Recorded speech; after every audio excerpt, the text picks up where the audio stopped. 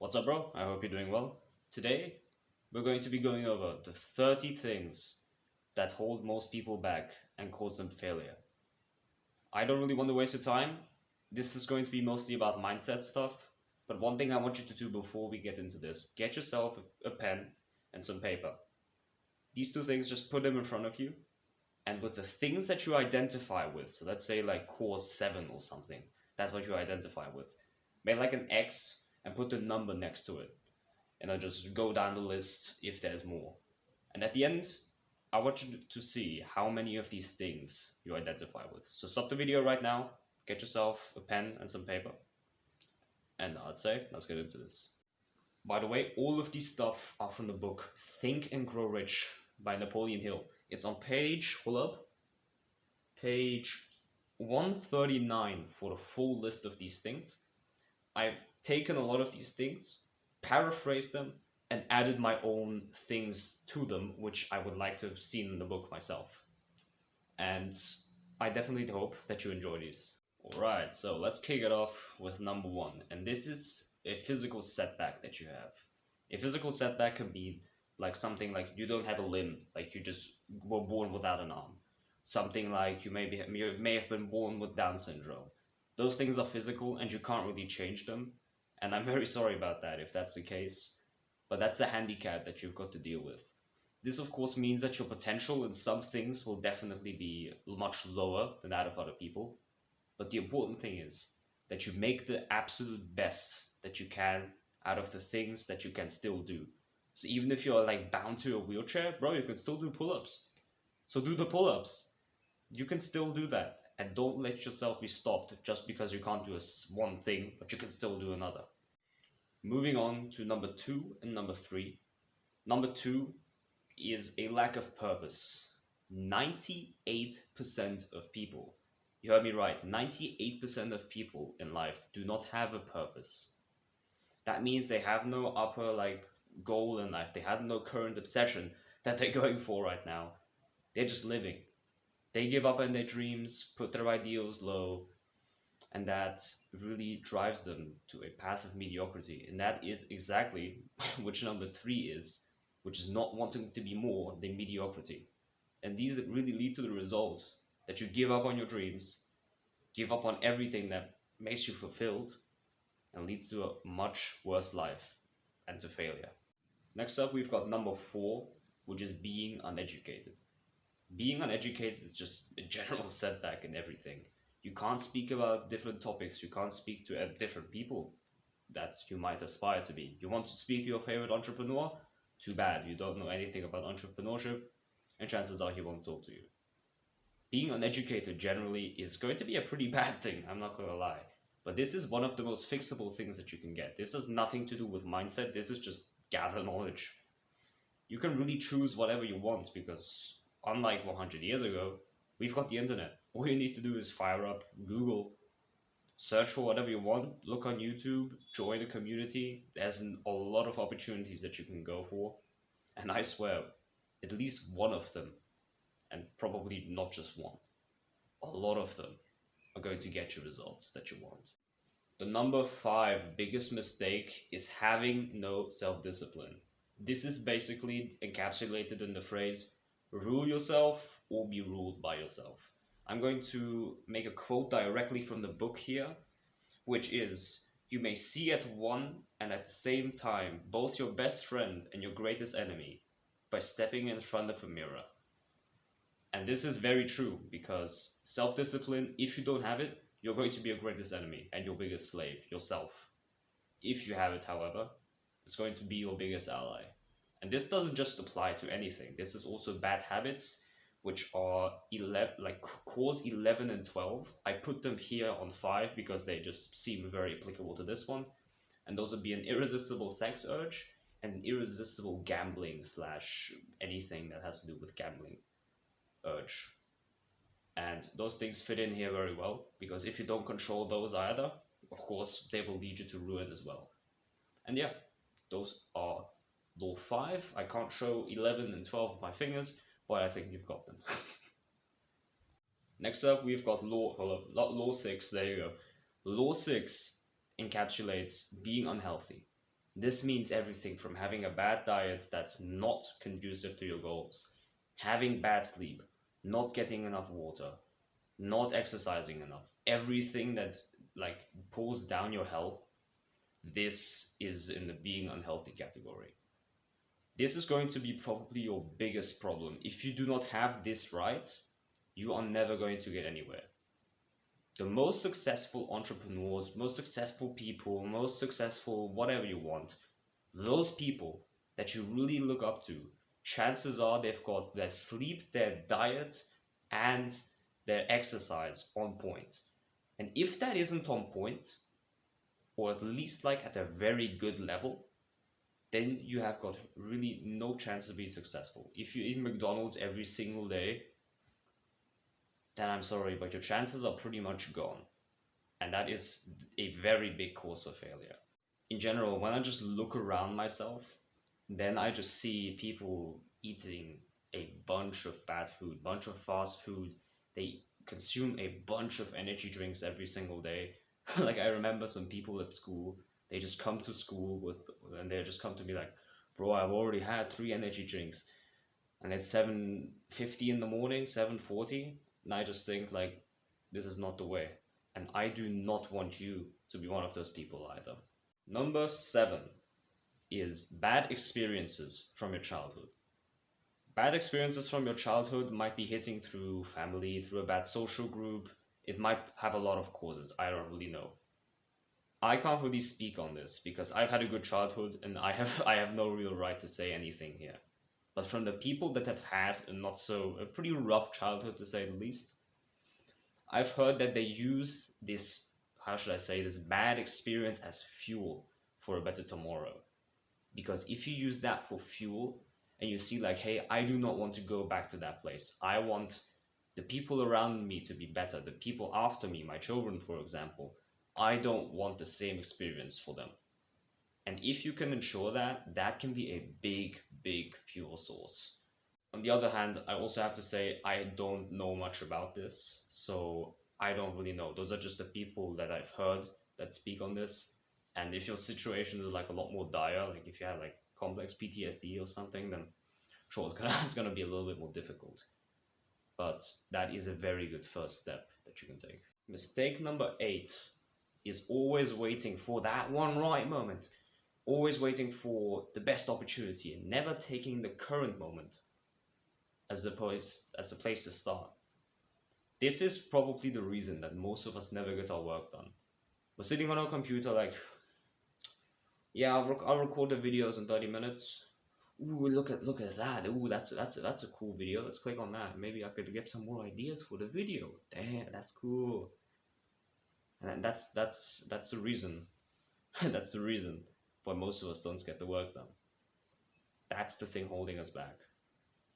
Procrastination is a pretty damn big problem. And the best way to get over it is just to have like an alarm inside of you. That alarm says, procrastination, do the work now. If you if you feel yourself procrastinating right now, and you're like, maybe I should do the work. Yeah, maybe I should. And then the procrastination alarm just goes on like, yeah, it's time to get to work. Then you get up from your chair and do whatever you have to do. Work out, record that next YouTube video, meditate. I don't really care what it is. The important thing is that you get the thing done that you really need to get done, because that is what the procrastination alarm is for. Number 9 is a lack of persistence. And a lack of persistence is a pretty big problem among many people as well. You know the people that are like really good at starting new stuff. They're like, oh, bro, I'm gonna go and work out next week every single day for the next year. And what do you know? 2 weeks later, they're like, yeah, bro, I went for my first 3 sessions, and then the third one I felt like real shit. And since then, I haven't been going. Yeah, sorry about that. That is the big problem with a lack of persistence. But persistence alone will not carry you to success. Because I think that if I just did whatever, let's say play video games, like if I played them every single day, then sure, I'd be very consistent with them. But would I be getting better at them? sure, maybe unconsciously, but you will not get better simply by showing up. If you're the video game example was a little bit bad. Let me just rephrase this. Going to the gym is, I think, a much better thing. If you go to the gym and if you just show up, sure, you're showing up and you're doing pretty well simply by showing up because you're better than a lot of other people. But if you just come there and if you, let's say, just do like one bench press and just stop and put it back, then honestly, you're not doing much. It's better than nothing, certainly, but I don't think it will get you all that far. The important thing here is that persistence coupled with wanting to get better than last time, that is what makes you a really valuable skill.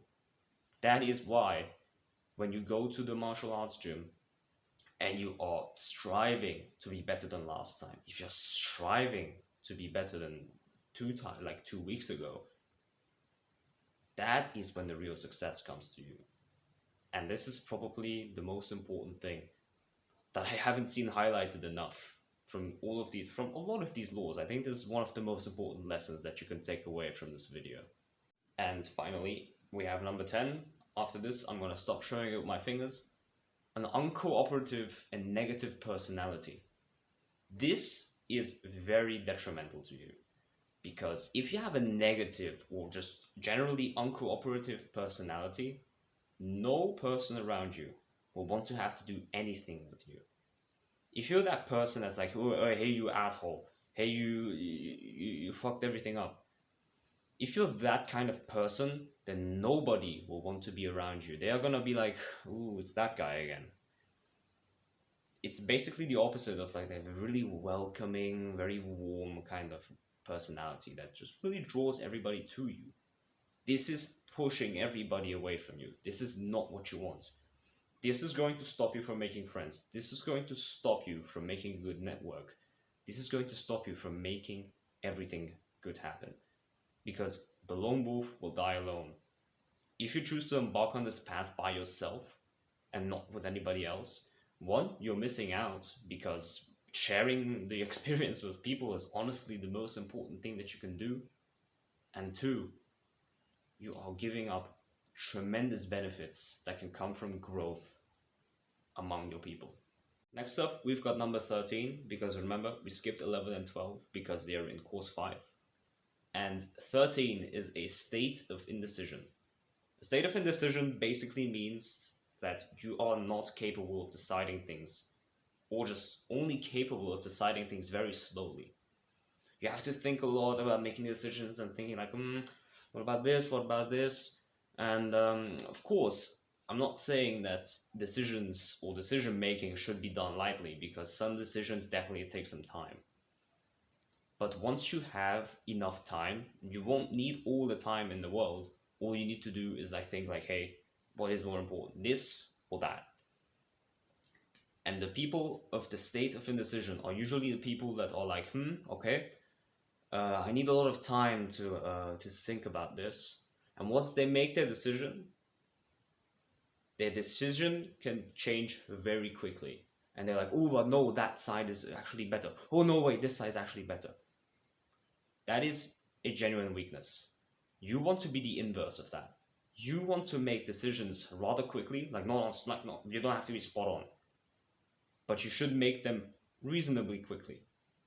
And you should be slow to change your perspective. You should be the one that's like, hey, this is my standpoint. I'm going to defend it if I need to. And this is my opinion. And if you change the opinion over time, like sure, some things you might realize you're not correct about. That's completely fine. But if you're changing your decisions, like one day you're on the left side, one day you're on the right side of the spectrum, then that is a genuine sign of failure and weakness. At number 14, we've got the most important and the biggest category in this video, which is fear.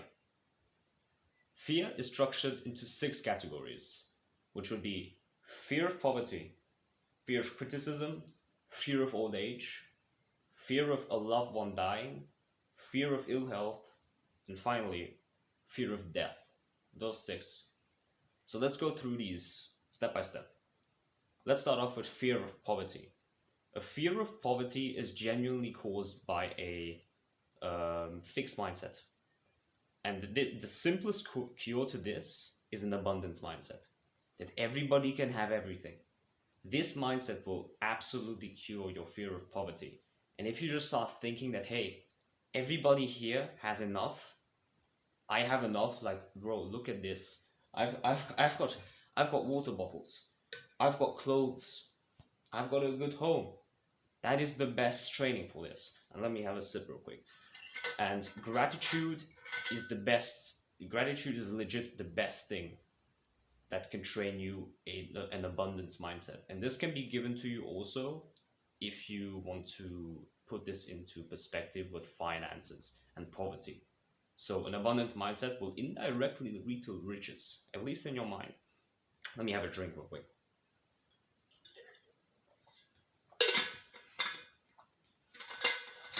All right. Fear of criticism. A fear of criticism is genuinely caused by wanting to go along with the group. Because once you feel like you're not part of the group, you feel isolated. Feels like shit. I know it. But if you're not part of the group, then of course you probably have some kind of opinion that isn't like really respected by the group. And this is what causes the fear of criticism. The best advice that I can give you for a fear of criticism is simply just thinking that why the hell should I care about what others think about me? Watch my short, if you want, which is called Why Should I Be Worried About Comparisons, or something along those lines. That is fascinating. And I don't think you should be thinking too much about what others think of you and simply just doing your thing. Because at the end of the day, those people are not really your friends that are like, ooh, let's close him out, he's weird. The people that will be really by your side are the people that want to support you, or at least respect that. Because if they at least respect it, or in the worst case scenario, they say like, hey, I don't like this and this is why, but in like a respectful manner, that is still okay. But if they just close you out, then those are not the people you want to be associated with. So that's it for fear of criticism. Let's go to fear of ill health. And simply just look back at core 6, which is being unhealthy.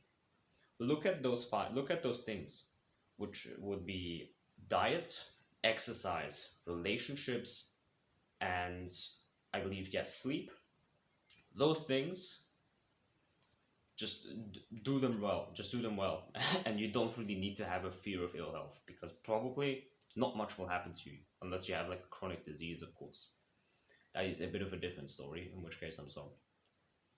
Then we have fear of death. Fear of death is pretty interesting, but I always see death as a motivator, to be honest, because I know like death is going to come one day for everyone, and sometimes I am afraid of death as well. But then I just think like, hey, death is kind of cool, because imagine if you were here for the rest of existence. Life would not be so thrilling, would it? Because you'd be like, oh, I can do that later. Oh, I can do that later. We could basically be playing video games all day without any repercussions. We could just be sitting here doing anything we wanted. Wouldn't that be boring, bro? Instead, we're given like a small time frame, which is at most, for most of us at least, 100 years, give or take.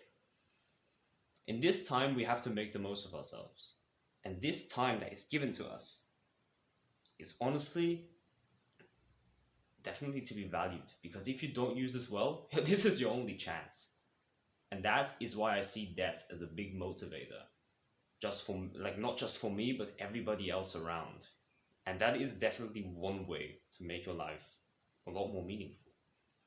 Fear of old age. Fear of old age, same thing as with health. Look at those things, and probably most things can be offset, like maybe not prevented.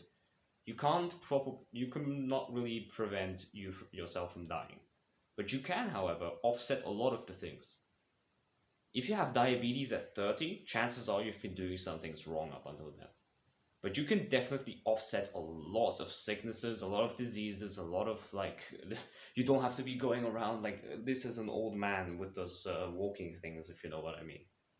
You can still be at like 60, 70 and going to the gym doing pull ups. It's really up to you and what you decide to do with your life. And last but not least, we've got fear of losing someone you love.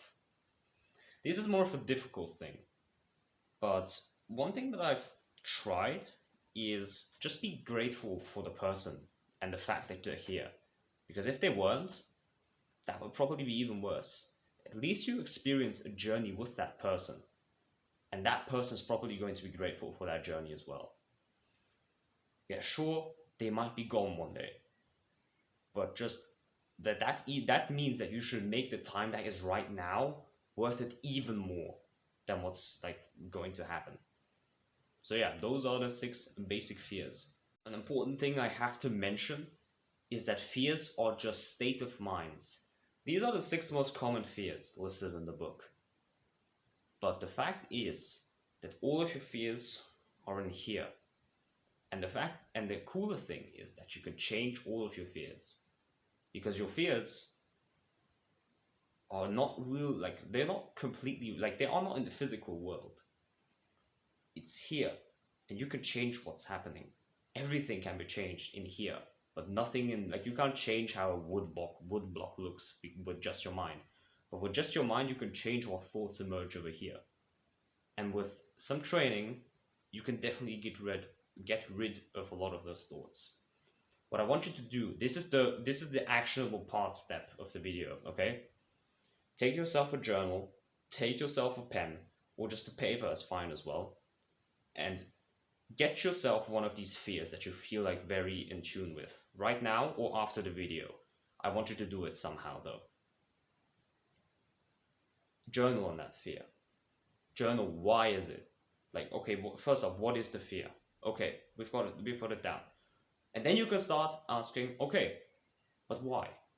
And then you start like, okay, I'm afraid of death because I've seen, I don't know, my grandma die or something like that. And she was afraid of death too, and that came to my head as well. Okay, fair enough. You have the reason now, and just because of that, you might already be resolved in that problem. If not, just keep journaling. And even if you won't get that fear resolved, at least you will have a much broader perspective of what is going on in here and what you might be able to do to fix that problem. And the funny part is, in this actionable part step, a lot of people want actionable parts and like, ooh, what can I do now? What can I do now? You're still probably watching, right? So stop the freaking video right now and journal. Stop it. Stop it. Yeah, stop it. Good. If you stopped it, good. If you're still watching, then do it now. Or alternatively, do it at the end of the video. But I want you to do it now. Stop the video and do it. But I admit, I was not expecting to talk about fears for 10 minutes straight, but it happened. Let's keep going with number 15, which is unhappy relationships / marriage. Imagine this. You're married right now. Or maybe you don't even have to imagine. You're married right now, and the relationship is not going well. You're inside of your house, you come home, and the first thing you hear is that your wife is screaming at you because whatever reason. Maybe the garage isn't as orderly as it should be. Maybe something in the house is not going so well in terms of maybe like a wall broke down, and it is really going on your nerves. Because the thing is that a negative influence in a relationship, like an intimate one with a woman, or if you're a woman with a man, that is going to be the most detrimental negative influence that you can have. The reason being is that you are accompanied by those people all the time. If you're in a marriage, if you're at a home, the only place you go to is probably work, like maybe, or you're staying at home. And if the home is bad, your workplace is probably not going to feel like a great place. If your home is bad, then you have got pretty much no room for anything good in your life. And if this is like the biggest negative influence that can really pull you down, And this is definitely something to be aware of, because this is very detrimental, excuse me, to your success. Number 16 is being scared to take risks. Risks are very important to take, because if you don't take risks, you're going to stay at the same place forever, and it's going to hold you in place. That is one side of the spectrum. The other side of the spectrum is not caring about taking risks. If you're like, ooh, let's risk this, you're like you're like the gambling addict in the freaking casino or something. And if you don't take risks at all, you're gonna just stay at the same place. Probably even sink over time, because you are not like really activating anything in your mind. What I want to get is the middle. What I want you to get, better to speak. Because if you get the middle, you're taking risks that are really that are like might be pretty risky, but you're also still having risks at a pretty like moderate level. You're not taking risks like, ooh, okay, I'm gonna get an apple if I if I like win the challenge, and if I don't win the challenge, I'm gonna get shot in the head. That's a dumb risk to take. Only take risks that are calculated, and only take risks that are actually worth it. Because if you see like, okay, this has like a 5% chance of fucking up, but I could make $1,000,000 if I win. Who wouldn't take that? That would be a very good risk to take. Just a hypothetical scenario, probably not gonna happen in real life. But that is a very good risk that you should be taking. And with that said, that is it for number 16. Number 17 coming right now. Number 17 is picking the right business associates. And this really applies to pretty much everybody in life, not just the business associates. In the book, it was the business associates, but I would say that you really have to pick the people that you want to be around, because you are the average of the 5 people around you. If you have people that are like pulling you down all the time, of course you're not gonna go up. You're gonna be like those crabs in the bucket, and when you're trying to get out the bucket, they're like, right, come back here. So you're not getting out there. You want to be the person that is at the bottom of the barrel, and you have like these 5 friends that are like, holy damn, they are really good right now, and you want them to pull you up. That is the best goal. The paradox here is, why would they want to pull you up? Well, the reason here is, in some areas of life, I bet you are better than everyone else in something. And that something is the thing that you have to help them with. If you are really, really good at fitness, for example, and there's that friend who you want to be taught by how to do like entrepreneurship, be like, hey, bro, teach me entrepreneurship. And let's say he's motivated about going to the gym, and hey, bro, I'll give you a free workout plan, and he'll be like, let's go, bro. Of course I'm gonna help you. Of course, if you're friends, then that's a different kind of thing, because friends, help each other. But if you want to help other people, and if you want to be pulled up by them, provide value to them. That is the number one thing that you can do. Because if you provide value, they'll be like, ooh, I actually have an advantage of dealing with this person. And I think you will have a much better conscience as well. Because if you deal with somebody just for free, and if you're like, oh, can you help me? Oh, can you help me? Oh, can you help me? They'll be like, no, after the third try. And justifiably so, because you shouldn't just be like relying on help, relying on help, relying on help. So yeah, provide value if you want to be pulled up. And yeah, that's it basically. Number 18 is superstition. And this basically means this is basically accompanied with ignorance, and it's often accompanied by a fixed instead of a student mindset, which is going to keep you in place. Number 19 is not choosing something that is unsustainable. What do I mean by that? I'm going to give you this simple example. If you are a person that goes to the swimming club, you sign up there and you're like, ooh, let's go swimming. But deep down you feel like, hey, swimming is actually not for me. I could not do this stuff long term. Like, why did I sign up? And then you see that is not something that is sustainable. So you're just asking yourself, why the hell did I sign up here? That is basically choosing what is sustainable for yourself. If you see that something is not the thing that you could be doing long term, then don't do it. Only do things that you are like, okay, I could be doing this long term. So don't choose anything that you can't go into without thinking for like the next like 2-3 years and seeing yourself doing that activity still. Course 20 is be specialized in one single endeavor. I partly disagree with this, and let me explain why. Being specialized in one thing is very, very important, and I do think that you should have a specialty. And if you have that specialty, then of course you're going to be the expert in that. But the thing is that if the book says that a jack of all trades is not something to be pursued, I don't agree with that. Because if you're a jack of all trades on some things and you still have a specialty, you've got a big advantage. Because knowledge compounds. Knowledge, in terms of what you get in one single area, can be translated into another area, sometimes really, really well. Let me give you an example. I like to play chess sometimes, and I'm also a martial artist. If you combine these two, there doesn't seem to be many like things at the first glance. But the things that I've began to notice is that chess and martial arts are a lot more intertwined than I thought before. For example, if you're standing in your stance like this and you go to the side like this, your balance and your how should I say, your weight is balanced on this side. There's basically no weight on this side. If you're standing straight, it's 50-50, and if you're going here, then here's the weight. There's not much here. You can't see all that much because I'm not tilting the camera down. Sorry about that.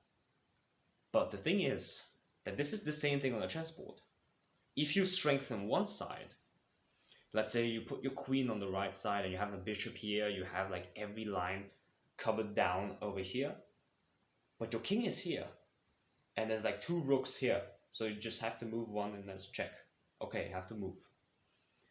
That's pretty interesting, because this side is weakened and this side is strengthened.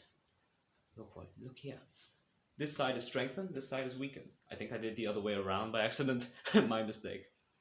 But it is very important. If you have these things that you like, if you have just general knowledge, a lot of general knowledge can be applied from one thing to another, and you can see the connections between these things. And this can lead to a lot faster learning process. This can lead to a much better understanding of things simply by combining different fields. And your specialty is probably going to get even more deepened by more influences from other fields. So yeah, I definitely think that you should have a specialty, but a jack of all trades is also pretty damn important. Number 21 and number 24, this is again a combination.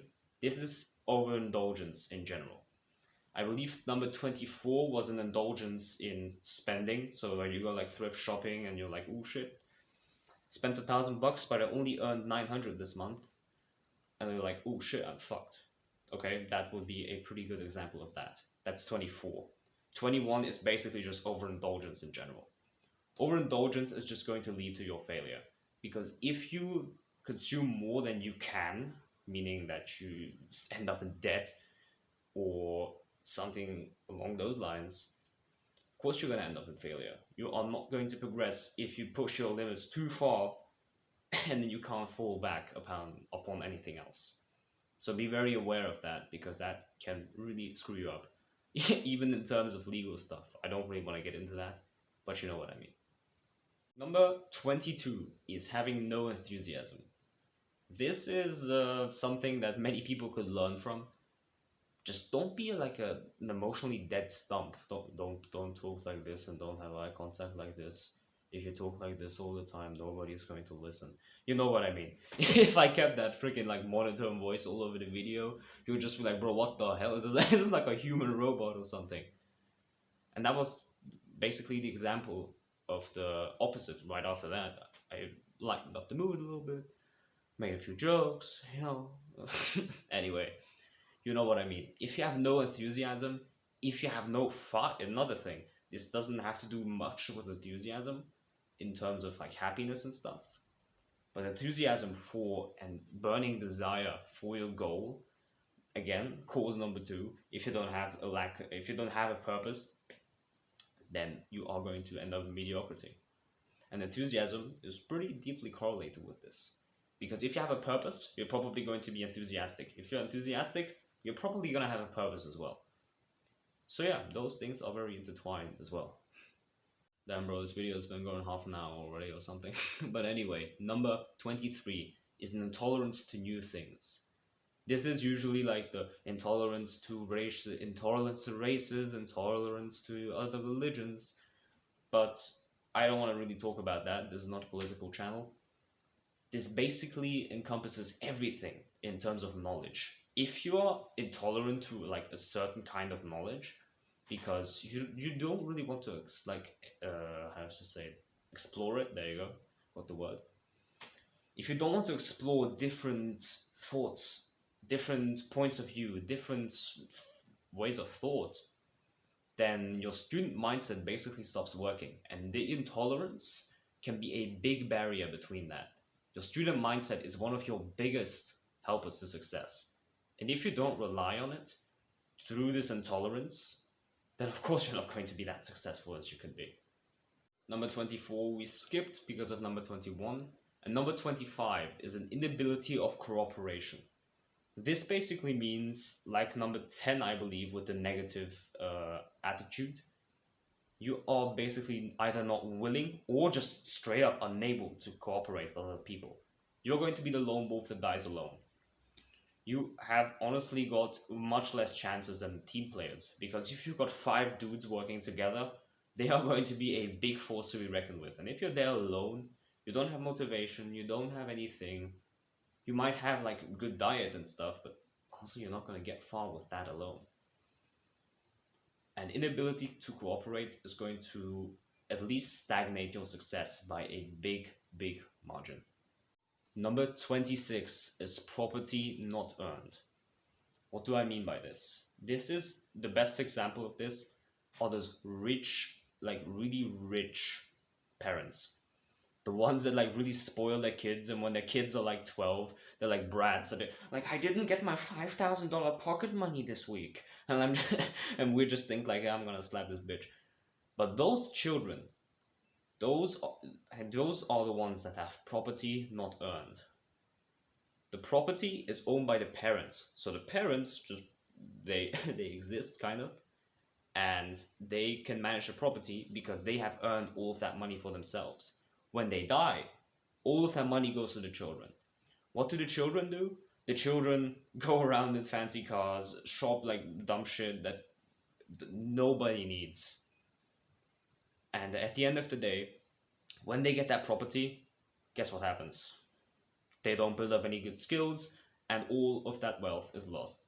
They end up on the street or something, or they have to go begging to their aunt to have them in the house. And this is what leads to problems. If you have something that you did not earn, you did not work for it, and it was just given to you, that is going to be lost. It's the same thing if, let's say, I don't know who, like Warren Buffett came to you and says like, yeah, this is what you have to invest in. This is what he comes to your computer right now and he invests in the things that are going to make you a bunch of money.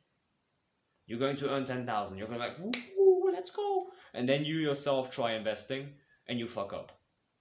That's basically the equivalent of that. You lose all the money again and you fucked up. If you were Warren Buffett, no, you would not have made that mistake. You would just be investing. Okay, yeah, that's another 10K. Yeah, cool. Or something along those lines. Just kidding, Warren. If you're watching this, which I doubt, you're a cool guy. But that is basically the epitome of that. You have to learn how to keep the things that you have, because if you don't, that property is going to be taken away from you. If you don't earn it for yourself, it's gone.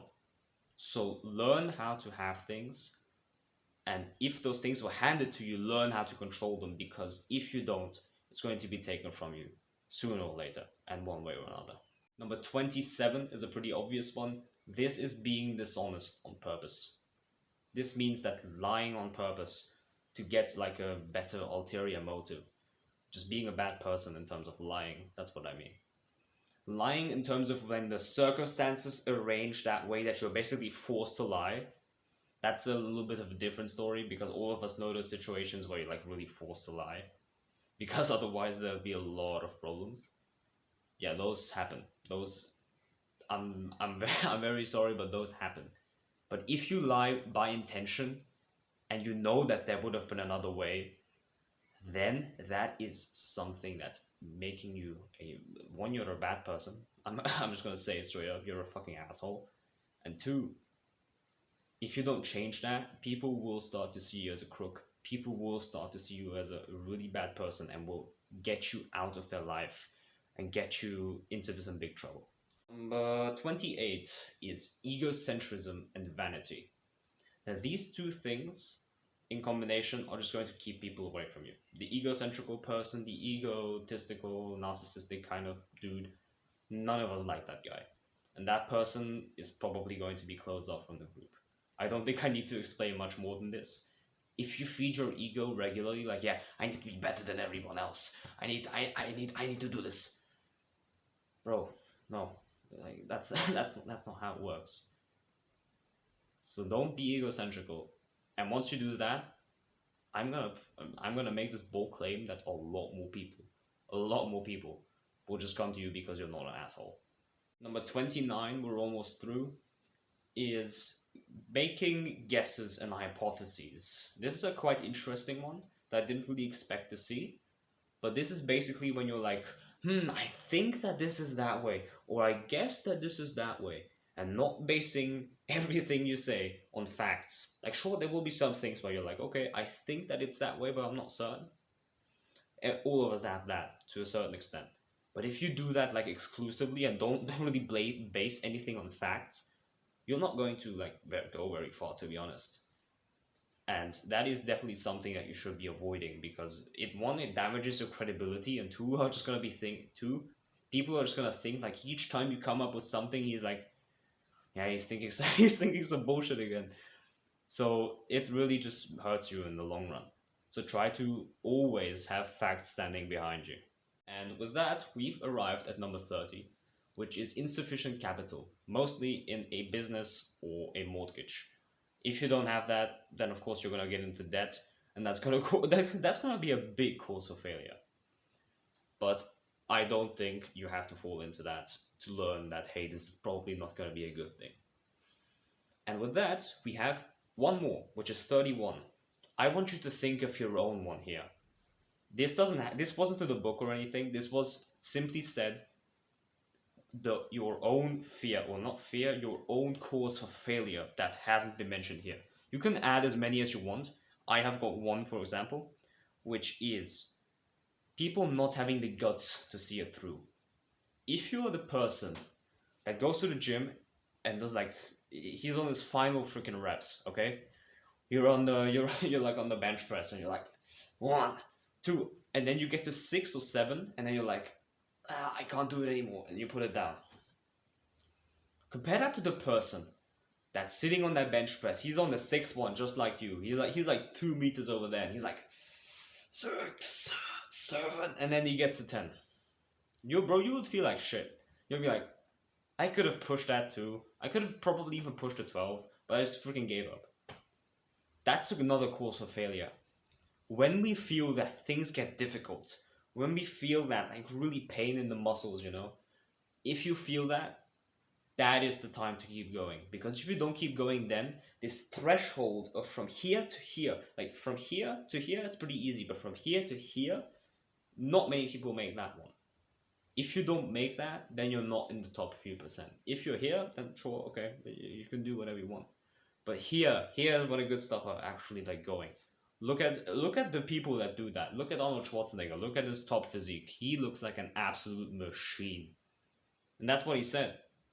Simply doing those final few reps where it hurts the most, that's what got him the muscles. And that is what's going to get you the muscles too, and the muscles in terms of thinking as well, if you do that in thinking terms. If something is really difficult, just keep going. If it's the right thing, of course. If you choose the wrong thing, then my bad, then you're bad, better to say. So yeah, that is bonus number 31. Think of your own if you want to. And there we go, boys. Those are the 31 most common causes for failure. Some of these have been a little bit shortened by putting them into other categories, but now it's time to share the results. For my results, I've got them noted right here. I've got 3 out of 31. And that would be cause 8, which is procrastination, cause 13, which is indecision, and this one's a little bit rare, but it's hypotheses without proof. I come up with these stuff a little bit too often sometimes, but I try not to. The most important ones for me though are 8 and 13, which are procrastination and indecision. With these two, these go hand in hand, bro. And I still have some way to go in those two. And with you, I want you to write your own results in the comments right now. Pick the numbers that you've got and put them in the description. Just tell everyone, not just me, but everyone who's looking in the comments. Tell everyone how it's going or what's like really holding you back right now. You can share your own lessons, how you have either overcome those or plan to overcome those, and see if they work, see if they don't work, see if anything works at all. And that is definitely the best way that you can do that. Other than that, if you want to get rid of fears or causes for failure, the best thing you can do, as I've mentioned with the fears, is journal about them. You can really find out why they're that way, how you can combat them, what you can do against them. Everything can be answered through journaling. And yeah, with that said, this was a long video. I've been recording for over an hour now, and I hope this really provided some value, because this is a very good part of the book, Think and Grow Rich. Read the book if you haven't yet, and also make sure to subscribe if you watched this far. Thank you very much for watching, and I hope to see you next time. See you soon.